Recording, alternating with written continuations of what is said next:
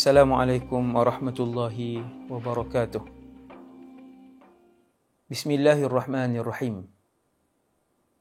Alhamdulillahilladzi hadana lihadza wa ma kunna linahtadiya laula an hadana Allah. Asyhadu an la ilaha illallah wa asyhadu anna Muhammadan abduhu wa rasuluhu wa safiyyuhu wa khaliluhu khairu nabiyyin arsalah. Allahumma salli ala sayyidina Muhammadin abdika wa rasulika an-nabiyil ummi wa ala alihi wa azwajihi wa dhurriyyatihi wa sallim adada khalqik wa ridha nafsika wa zinata arshika wa midada kalimatik.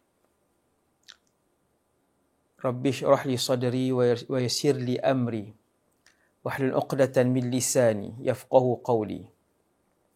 Allahumma hdi qalbi wa saddid lisani bihaqqi sayyidina Muhammadin sallallahu alaihi wasallam. Radina billahi rabba, kami semua redha Allah Tuhan kami. Wabil islami dina, kami semua redha Islam cara hidup kami. Wabi Muhammadin rasulah, dan kami redha bahawa Muhammad seorang rasul. Kita menggunakan buku 65 buah pula. Kita menggunakan buku 65 orang sahabat Rasulullah sallallahu alaihi wasallam, karangan Dr. Abdul Rahman Ra'fat Al-Basha rahimahullah, nafa'ana Allahu bihi wa bi ulumihi wa bikum fid darain amin. Kita sampai pada sahabat yang ke-18, 17, 18, 19. Kita sampai pada sahabat yang ke-19 dari 100,000 lebih sahabat Rasulullah sallallahu alaihi wasallam. Dan bila pagi ni saya sebut nama sahabat ni, saya yakin 99% di kalangan kita yang mendengar tidak pernah mendengar nama sahabat ini, iaitulah Majza'ah ibn Thawr As-Sadusi radhiyallahu anhu. Waktu tahun 2001 dulu pun, waktu saya belajar dulu buku ni, menggunakan buku ni, memang itulah kali pertama saya mendengar nama sahabat ni. Masya Allah. Kita duk ingat sahabat 18 orang, 40 orang, 70 orang. Sahabat terlampau ramai. Dan setiap orang daripada mereka, bismillah, Masya Allah, sangat hebat. Kerana mereka adalah murid-murid kepada Muhammad sallallahu alaihi wasallam. Majza'ah. Nama Majza'ah macam nama wanita, tetapi dia adalah seorang lelaki, pahlawan di kalangan sahabat radhiyallahu anhu. Dan Majza'ah ni terkenal di kalangan ulama sejarah sebagai seorang pahlawan Islam. Pahlawan Islam yang jarang ditemui saingannya. Dan dia, kalau dalam pertempuran, dia adalah pahlawan yang mampu mengalahkan 100 orang musuh dalam satu-satu pertempuran. Kita nampak macam lebih-lebih ya kan, pujian tu kan. Tetapi itulah jolokan yang diberikan oleh sejarawan kepada Sayyiduna Majza'ah ibn Thawr As-Sadusi, yang sangat terkenal pada zaman para sahabat radhiyallahu anhu. Jadi kisah yang saya nak sebutkan pada kali ini berkaitan dengan kehidupan Majza'ah ibn Thawr ni. Kisah ni terjadi di dalam peperangan yang disebut Ma'rakah Al-Qadisiyah. Peperangan yang berlaku setelah kewafatan Rasulullah, setelah wafat Sayyidina Abu Bakar. Pada zaman pemerintahan Sayyidina Umar tahun 14 Hijrah, berlaku satu peperangan yang besar dalam sejarah Islam, iaitulah umat tentera Islam berperang dengan tentera paling kuat dan paling moden di dunia ketika itu. Sehingga bala tentera mereka mencecah melebihi 500,000, 600,000 orang. Bala tentera pihak musuh ketika itu melebihi 500,000 orang. Dan Al-Qadisiyah ni adalah satu peperangan yang melibatkan pertempuran di antara tentera Islam. Waktu itu tuan-tuan jangan bayang Islam di Madinah saja.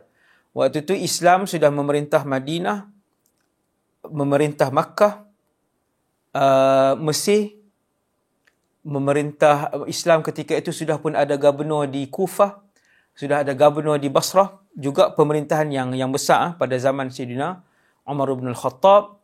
Jadi Sayyidina Umar melantik gubernur-gubernur, menteri-menteri besar ni, Amr bin Al-As ke Mesir, Abu Musa Al-Ash'ari ke Kufah.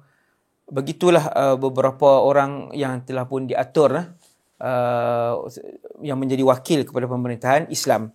Jadi tahun 14 Hijrah, Sayyidina Umar sebut siapa-siapa sahaja di kalangan umat Islam, di mana sahaja mereka berada, sekiranya mereka sihat, mempunyai senjata, maka arahkanlah mereka untuk menyertai peperangan ini.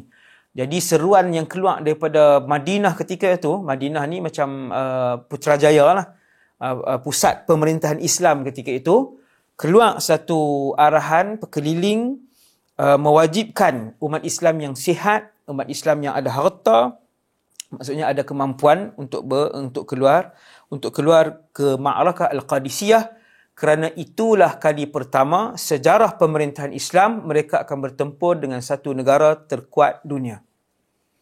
Waktu tu ada dua. No? Tuan-tuan renung tengok ayat ni kan, tuan-tuan renung fakta ni. Betapa beraninya ketika itu orang Islam. Walaupun ketika itu memang orang Islam dah besar dah, luas pemerintahan dia, tetapi dari sudut kemampuan, dari sudut ekonomi, persiapan senjata, teknologi senjata untuk berperang, tentu sekali Rom dan Parsi. Rom dan Parsi 5-6 kali ganda, 7, tuan-tuan sebutlah berapa kali ganda jauh lebih meninggalkan persiapan dan juga kecanggihan tentera umat Islam lah pada zaman itu. Jadi Ma'rakah Al-Qadisiyah berlaku di antara tentera Islam berdepan dan berperang dengan tentera Parsi. Kita tengok macam mana penglibatan Majaza'ah ibn Thawr As-Sadusi. Sebelum ni tuan-tuan ada dengar tentang seorang sahabat yang saya sebut sebagai Abdullah ibn Ummi Maktum. Sahabat sebelum ni, sahabat yang ke-18. Tuan-tuan boleh tengok.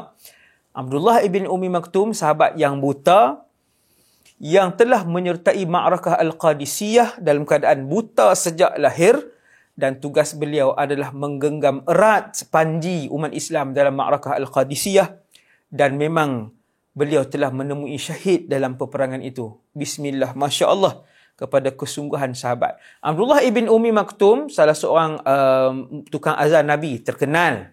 Dia terkenal. Majaza'ah ibn Thawr As-Sadusi, baru hari ini kita dengar.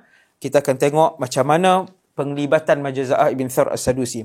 Selepas Sayyidina Umar bin Al-Khattab, Amirul Mukminin ketika itu, gelaran tertinggi kepada pemerintahan Islam, dia keluarkan arahan kepada semua pemerintah-pemerintah, gubernur-gubernur Islam untuk mengarahkan tentera keluar. Antara tentera yang dipilih untuk keluar, pasukan yang dipilih adalah daripada Kufah, daripada Basrah. Jadi Amirul Mukminin keluarkan arahan kepada gubernur Kufah ketika itu, iaitu seorang sahabat yang masyhur. Seorang sahabat yang masyhur yang namanya Sayyidina Abu Musa Al-Ash'ari. Abu Musa Al-Ash'ari ni seorang sahabat yang memang masyhur lah. Sayyidina Abu Musa Al-Ash'ari. Sayyidina Umar keluarkan arahan, kerahkan seluruh tentera kamu, tentera Islam yang sihat, ada kemampuan, untuk bergabung dengan tentera Islam daripada Basrah, dan kita akan membuat serangan. Semua tentera Islam ni bergabung, kita akan membuat serangan ke atas Parsi. Maka keluarlah tentera Islam ni mengejar pemimpin tertinggi Parsi, nombor 1 pemimpin, iaitulah Kisra Al-Hurmuzan.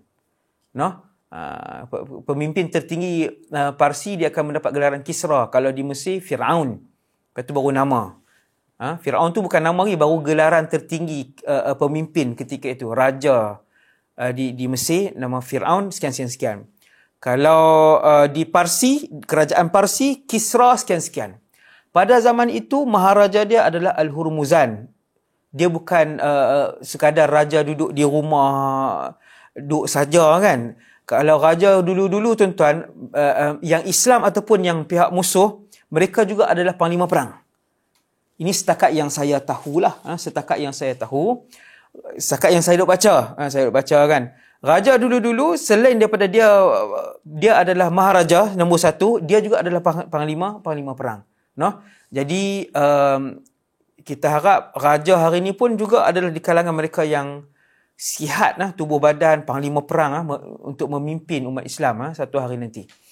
Jadi begitu sepatutnya kepala negara lah, kepala negara mana-mana tempat pula. Jadi Al-Hurmuzan ni raja nombor satu, dan ketika itu umat Islam pun mula keluar. Sayyidina Umar bin Khattab melantik panglima nombor satu umat Islam adalah Sayyidina Sa'ad ibn Abi Waqqas. Sangat terkenal lah. Sa'ad ibn Abi Waqqas adalah sahabat kanan Rasulullah sallallahu alaihi wasallam. Satu orang manusia yang doa tidak ditolak. Satu orang sahabat yang salah seorang yang dijamin syurga daripada kalangan 10 sahabat yang dijamin syurga. Sayyidina Umar bin Khattab memilih panglima satu tentera Islam Ma'rakatul Qadisiyah, iaitulah Sa'ad ibn Abi Waqqas. Dalam tu ada ramai, Abu Musa al-Ash'ari, ada Abdullah ibn Ummi Maktum. Bismillah, Masya Allah. Sahabat-sahabat kanan Nabi pun ramai, tabi'in yang hebat pun ramai. Dalam surat yang dikeluarkan oleh Sayyidina Umar bin Khattab kepada Abu Musa al-Ash'ari, Gubernur Kufah ketika itu, Sayyidina Umar tulis surat, arahkan semua yang pahlawan Islam, tentera Islam, mujahidin Islam keluar. Dia selit satu perenggan, dan jangan lupa mesti sertakan salah seorang daripada panglima kita yang hebat, iaitulah Majza'ah ibn Thawr As-Sadusi. Sayyidina Umar yang mention nama dia. Maksudnya Sayyidina Umar tahu barisan ataupun ketenteraan umat Islam, siapa yang kuat di kalangan umat Islam ni. Sayyidina Umar tahu, Masya Allah. Jadi Sayyidina Abu Musa al-Ash'ari, dia pun arahkan Majza'ah ibn Thawr radhiyallahu ta'ala anhu untuk keluar dan menjadi dia mengepalai sayap kiri. Tentera tu ada sayap kanan, ada sayap kiri, ada pasukan berkuda, ada pasukan pemanah, ada banyak bahagian. Antara yang paling penting dalam satu-satu ketenteraan adalah sayap kanan dan sayap kiri. Maka dilantik Majza'ah ini sebagai panglima yang mengeplai sayap kiri. Masya Allah. Maka mereka pun keluar. Satu persatu daripada kubu Parsi ketika itu ditawan oleh tentera-tentera Islam yang pergantungan mereka hanya kepada Allah Jalla Jalaluh, yang memberikan kejayaan Allah, yang menyihatkan Allah, yang memberi kekuatan Allah, yang memberi ketenangan kepada mereka Allah, yang memberikan keyakinan kepada mereka bahawa mereka akan menang adalah Allah Subhanahu wa ta'ala. Dengan jumlah yang kecil di kalangan Islam, walaupun dah bergabung, jumlah tentera musuh lebih 10 kali ganda, jauh lebih ramai. Kelengkapan perang pun musuh jauh lebih hebat waktu itu. Biasalah. Memang orang Islam begitulah. Tetapi hubungan dan kebergantungan mereka kepada Allah Subhanahu Wa Taala, yang ni yang nak kena didik, yang nak kena semai, nak kena tanam dalam diri orang Islam, bahawasanya yang berkuasa itu Subhanahu Wa Taala, Jalla Jalaluh, Allah Subhanahu Wa Taala. Jadi mereka pun bergerak, dah bergabung, tentera Islam keluar daripada negeri-negeri ni yang dikuasai orang Islam ni, Madinah, Mekah, Kufah, Basrah sebagainya, bergabung dan akhirnya mereka berjaya menawan satu persatu. Dan Al-Hurmuzan melarikan diri ketika itu, dibawa oleh pasukan elit dia, melarikan diri sampailah ke satu tempat, ni di Iran tuan-tuan, di Iran, satu tempat yang bernama kota Tustar. Hurmuzan pun larikan diri ke situ, dan kota Tustar digelar pada zaman itu sebagai kota permata Parsi. Keseluruhan kerajaan Parsi yang moden, tuan-tuan boleh ziarah sebahagian daripada peninggalan kerajaan Parsi. Keunikan, saya tak mau cerita jadi panjang, antaranya ada satu tempat tu, cerita juga. Ada satu tempat tu, dia ada macam tempayan yang digantungkan, tempayan gergasi, besar rumah tempayan tu, dan di bawahnya dinyalakan satu lilin sahaja, boleh menggelegakkan air di dalam tempayan tu. Satu lilin je.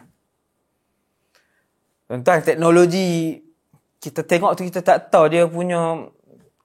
Saya banyak, Alhamdulillah saya banyak masuk ke kota-kota Rom, terutamanya kota Rom, 7 tingkat ke bawah tanah, ada di Jordan, ada di Syria pun ada.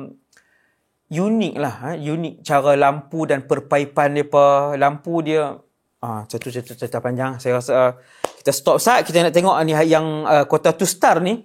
Saya nak cerita kepada tuan-tuan, Rom dan Parsi, 2 negara terkuat, termoden, tercanggih di dunia. Kota permata negara Parsi namanya kota Tustar.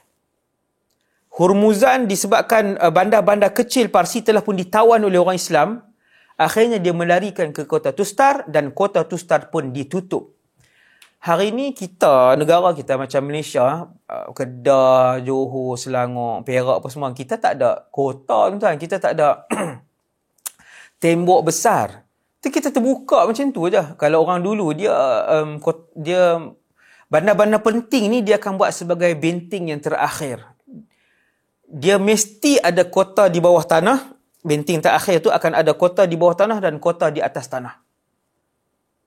Cahaya, pencahayaan, air, pertanian, kelengkapan makan, gandum, saliran, saluran, lengkap dalam satu-satu kota.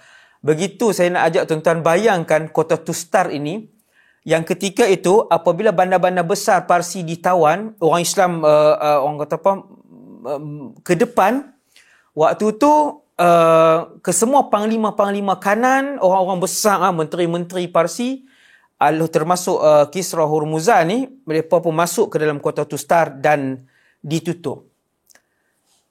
Kebanyakan kota-kota besar akan dibina di atas gunung. Ini satu. Begitulah kota Tustar.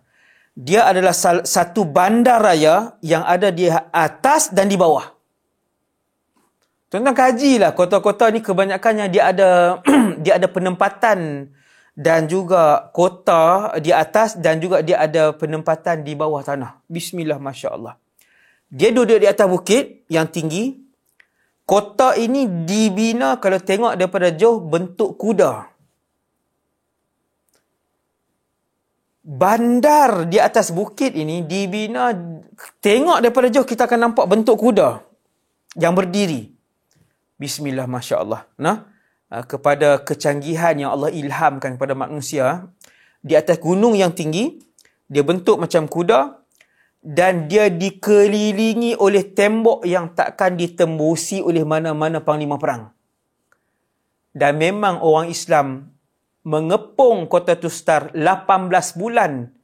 Tak ada seorang pun yang berani dan berjaya di kalangan orang Islam untuk melepasi pagar itu. Belum tembok lagi tuan-tuan, baru pagar luar. Subhanallah. Baru pagar luar. Dia kota ni dia ada tembok. Kemudian Al-Hurmuzan dia bina pula di luar parit besar. Tak ada siapa boleh lintas parit yang berisi air itu. Tak ada siapa boleh lintas.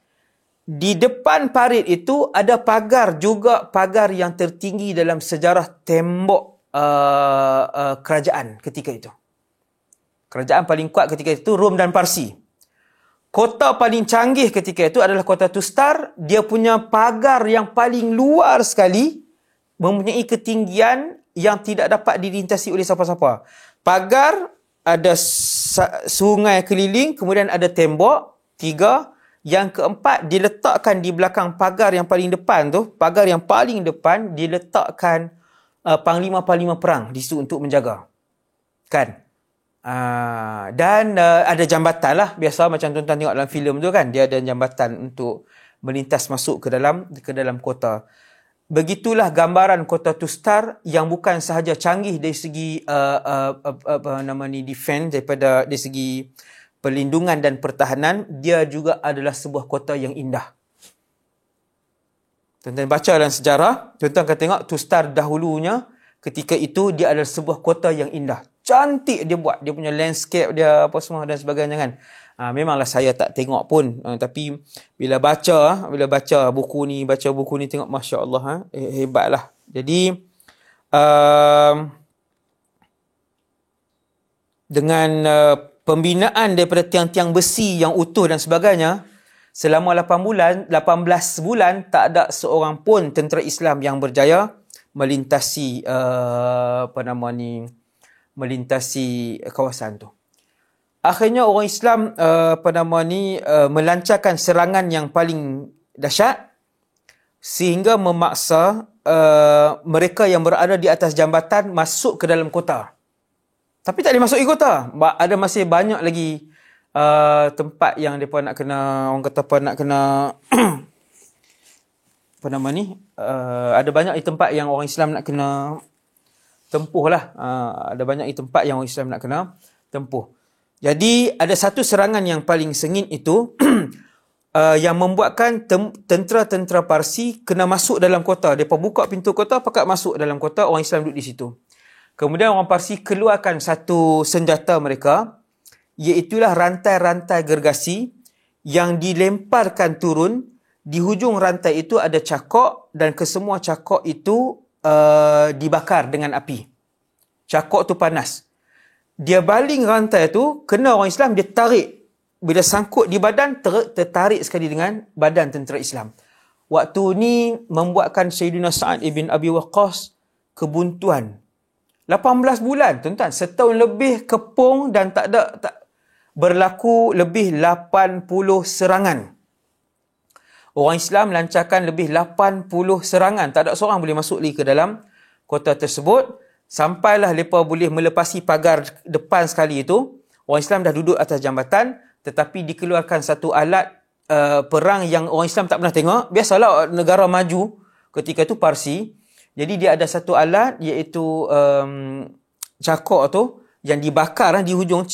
Cakok ke apa, orang Kedah panggil cakok lah, bentuk tu kan, bentuk cakok tu. Dan dia dibakar dan dipanaskan. Bila tarik, maka kena pada tubuh tentera, terangkat sekali dengan tentera tadi, cangkok besi itu. Cangkok besi tadi. Jadi ketika itulah Abu Musa al-Ash'ari, Sa'ad ibn Abi Waqqas radhiyallahu anhu, mereka bermunajat. Ni semua sahabat kanan Rasulullah. Dia bila buntu, tuan-tuan, semayang. Solat, Allah akan mengilhamkan jalan keluar, insya-Allah. Itulah yang diajar, yang saya tengok dia diajar, kerap diajar oleh Rasulullah sallallahu alaihi wasallam. Sebab tu tak heran kenapa murid-murid kanan Rasulullah bila menghadapi orang kata apa, keadaan buntu yang macam ni, bila menghadapi keadaan buntu yang macam ni, para sahabat berdoa dan bermunajat kepada Allah SWT.